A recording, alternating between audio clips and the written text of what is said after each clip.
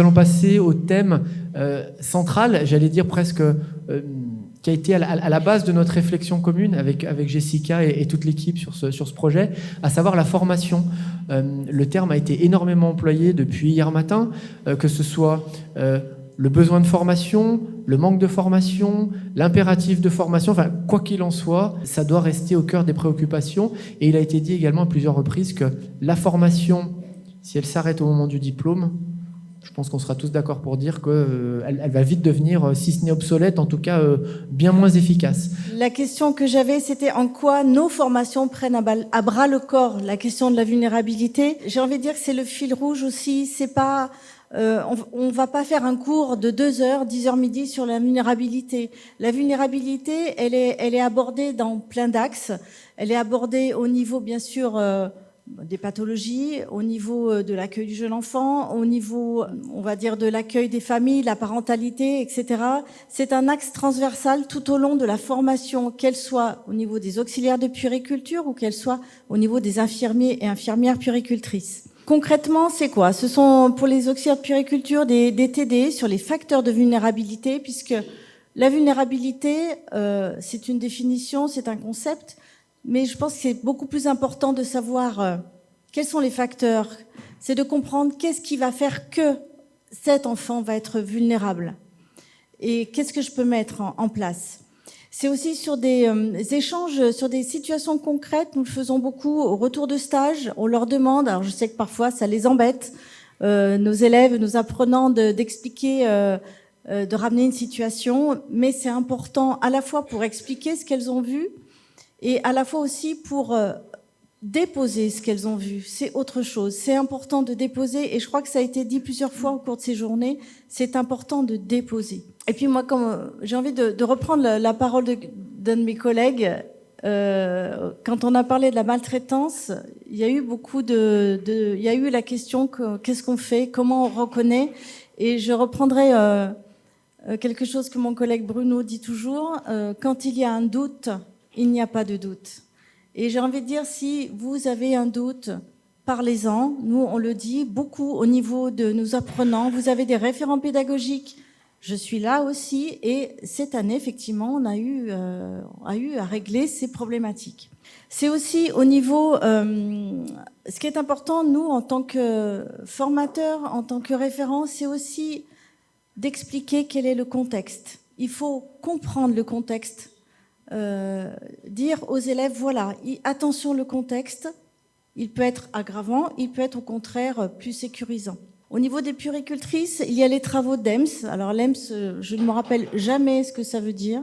C'est en gros une action de santé publique qui est faite au niveau des écoles.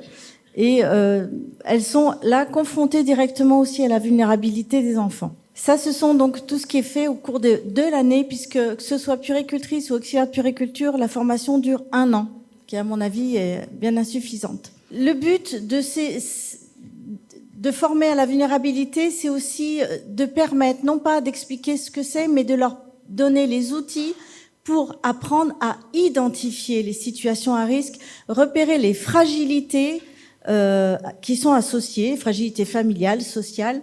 C'est apprendre aussi à transmettre, apprendre à proposer des mesures de prévention. Tous les apprenants sont capables aussi de proposer des choses, c'est-à-dire proposer, c'est transmettre, c'est expliquer, etc. C'est aussi d'être capable d'évaluer ces actions et de pouvoir les réajuster. Qu'est-ce qui doit être amélioré? Je crois qu'on peut toujours s'améliorer, ça c'est sûr et certain. Il faut améliorer, comment on va faire pour améliorer les bonnes pratiques?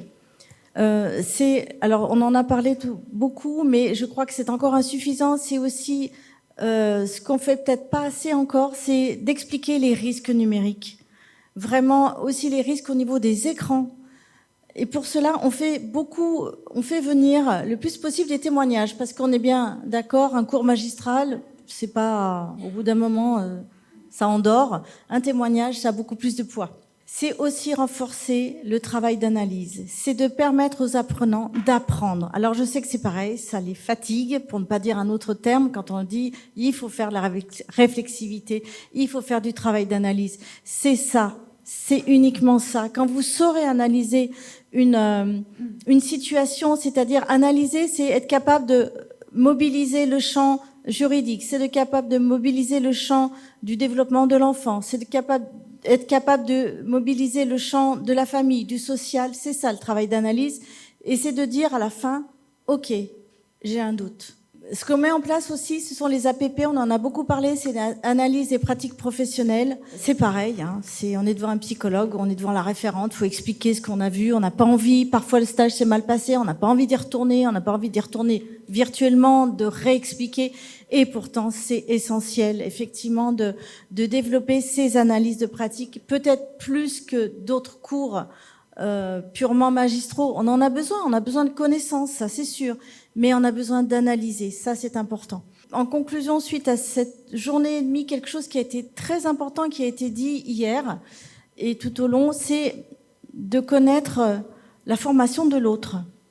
On travaille en pluridisciplinarité, c'est important de savoir qui fait quoi, avec qui je vais pouvoir trouver du soutien, avec qui je vais pouvoir dire voilà, j'ai ce cas-là, qu'est-ce que je fais? Et ça, c'est important. Et ça, malheureusement, dans notre formation, au cours de cette année, entre puéricultrice et auxiliaire de puériculture, on a eu une journée de partage, une journée pour connaître la formation de l'autre. C'est insuffisant. Ça, je pense que c'est vraiment ce que je retiendrai. C'est quelque chose que j'avais pas forcément, j'avais conscience, mais là, on est en manque, vraiment.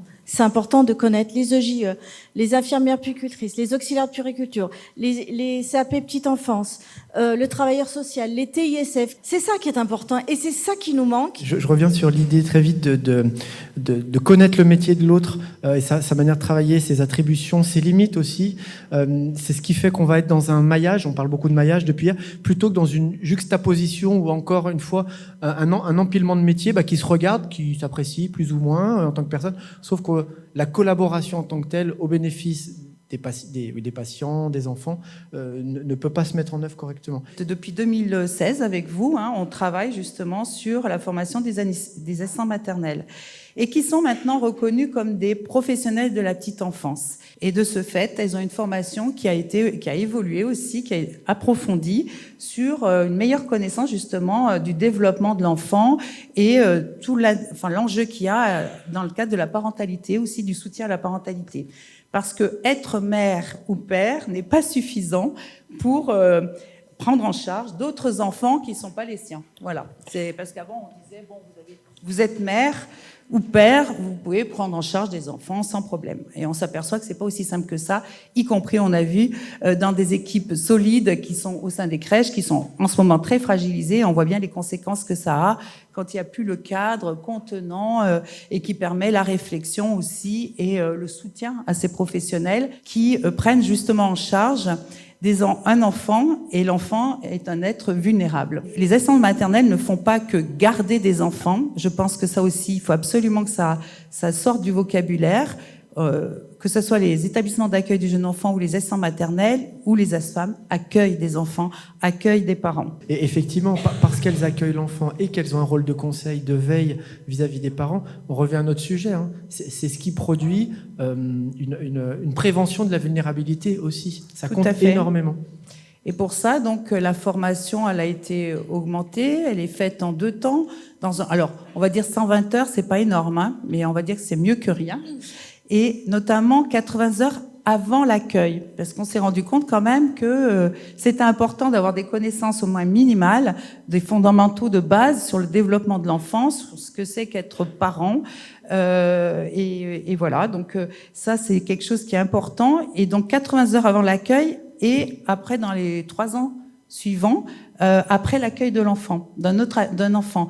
Et ça c'est intéressant aussi parce que ça permet justement ce que vous évoquiez tout à l'heure, de revenir sur ces pratiques. Là, en fait, elles ont accueilli un enfant, elles ont accueilli des familles, elles peuvent se retrouver dans ces 40 heures à ce moment-là, et ça me permet d'échanges de pratiques, de réflexion, d'analyse de la pratique avec justement vos formateurs.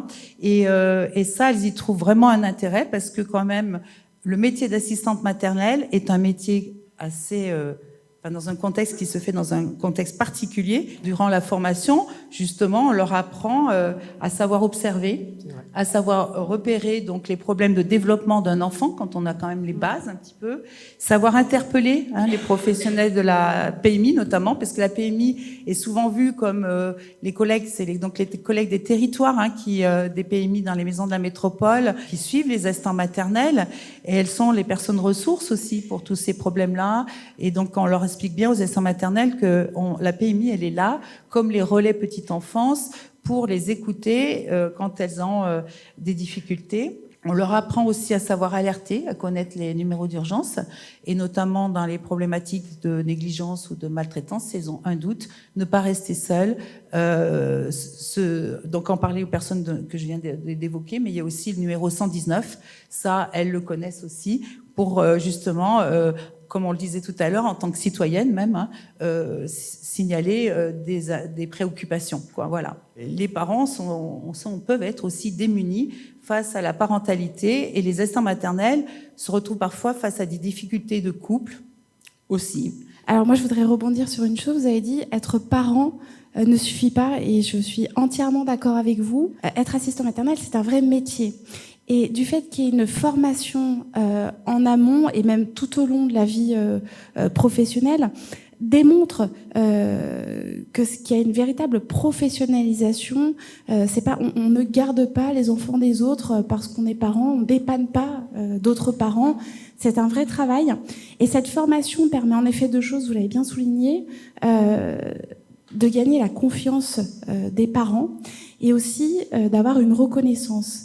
Et c'est aussi, merci d'avoir souligné, parce que c'est aussi l'objectif de ces rencontres, c'est vous montrer en tant que professionnel, eh bien, l'utilité que vous avez dans la prévention, dans prévenir pour protéger la vulnérabilité de l'enfant. Donc, la formation, c'est un socle, vous l'avez évoqué tout à l'heure, un socle obligatoire. Ça amène à un diplôme et qui déjà légitime. En France, on est à ces diplômes, mais c'est réel. Ça légitime finalement sa place aux professionnels, aux partenaires, mais aussi à la famille et aux parents.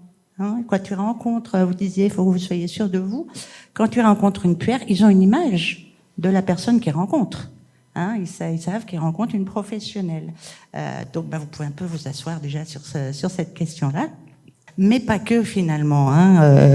Cette formation initiale, elle peut pas embrasser l'ensemble des savoirs. Là, vous avez déjà vu tout ce que vous avez pu apprendre ces 2 jours.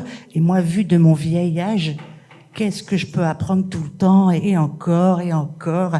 Donc ça n'arrête jamais. On a aussi une formation un peu spécifique que je qualifie de formation d'apprentissage. C'est-à-dire on a des formations théoriques, mais on a aussi des formations pratiques et des formations expérientielles. L'expérience, c'est ce qui se passe tout au cours de la vie professionnelle. C'est vraiment la rencontre avec les personnes, la confrontation à des situations variées, l'expérience de l'accompagnement qui nous construit en fait professionnellement.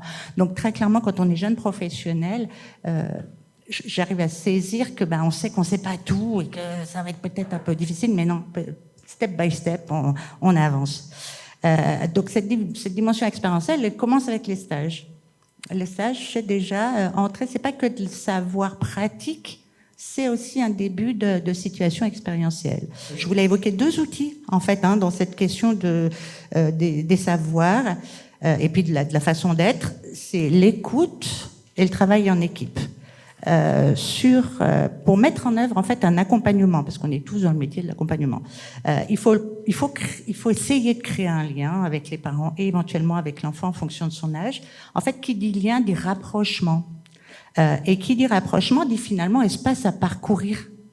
C'est-à-dire, c'est à quelle distance je suis de cette personne et comment je vais pouvoir faire lien. Et cette distance à parcourir pour rencontrer l'autre, notre outil professionnel de base, c'est l'écoute. C'est écouter la personne qu'on a en face de soi. C'est une façon de se rapprocher d'elle. Vous évoquez connaître le métier de l'autre, se connaître. Donc, la première chose, à nouveau, l'écoute. Je recommence. Comment les autres, ils travaillent, qu'est-ce qu'ils font. Ça, c'est le vocabulaire partagé. J'imagine bien que depuis hier, entre vulnérabilité, prévention, protection, je suis pas sûre qu'on parle tous de la même chose quand on parle de ces mots. Donc il faut se mettre d'accord sur on parle bien de la même chose, on est bien d'accord. Et donc c'est aussi ce qui est lié à notre altérité professionnelle, qu'on n'ait pas les mêmes définitions derrière les mots, c'est parce qu'on n'est pas les mêmes. On a une altérité professionnelle, mais on doit chercher ce fameux commun. Notre commun, c'est les besoins de l'enfant. Donc être vulnérable et pas que. Parce que depuis ce matin, je suis presque noyée sous la vulnérabilité. Donc on se dit on peut rien faire. Donc je dirais que je pense que effectivement cette question de l'enfant, partir des besoins, c'est un outil qu'on peut avoir en commun. Donc il y a des notions un peu, je dirais que nous on utilise les besoins de l'enfant de Madame Martin Blachet, c'est un outil comme un autre, mais avoir une pensée commune. Et quand on parle des besoins, finalement, on part d'une réalité, chacun depuis son métier. Il a besoin de quoi pour ça. Sur cette question des besoins, en effet, comme tu évoquais, on a 3 parties, la triade, la fameuse triade. À partir du moment où on bosse avec des enfants en tant que professionnel, on bosse avec les parents. Quand on est, par exemple, médecin puis qu'on n'a qu'avec des adultes, on bosse avec la personne qu'on a en face de nous. Là, il y a une triade. Donc, c'est vraiment parents, enfants, professionnels. Et souvent, les premiers échanges, ils se passent autour de la parole. Et elle devient des fois un peu prioritaire, cette parole. Et les êtres les plus parlants dans l'histoire, c'est le parent et le professionnel. Et ça m'a vraiment frappé, parce que ça fait des mois qu'on travaille le projet. Finalement, aussi peut-être à déplacer le regard et la perception de la vulnérabilité. Vous avez dit à un moment, j'étais un peu, je n'entendais que vulnérabilité dans une acceptation un peu négative, un peu difficile. Sauf qu'effectivement, est-ce qu'on pourrait, c'est une première interrogation, est-ce qu'on ne pourrait pas se dire que finalement, travailler la vulnérabilité, c'est aussi travailler la question des besoins de l'enfant en priorité, mais du coup, ça devient presque positif, ça devient, au lieu d'être uniquement un risque, la vulnérabilité devient une potentialité. Oui, c'est exactement ça. C'est-à-dire qu'on a, en France aussi, du fait de notre système éducatif, on part toujours, soit on a compris, soit on n'a pas compris. Il y a quelque chose qui est très, très pesant et on part difficilement des possibles. Donc même s'ils ne sont pas là, il faut partir des possibles et les besoins, je dirais que ça doit être ce qu'on a en commun. Et puis ce qu'on a en commun avec les parents, ça marche très bien, la question des besoins. C'est-à-dire même avec des parents qui sont très loin de l'accompagnement, si on parle des besoins de leur enfant et si on arrive à écouter ce que peuvent dire ces parents des besoins de leur enfant, oui, ça devient impossible, même si on part de très loin. Merci beaucoup. Merci à tous.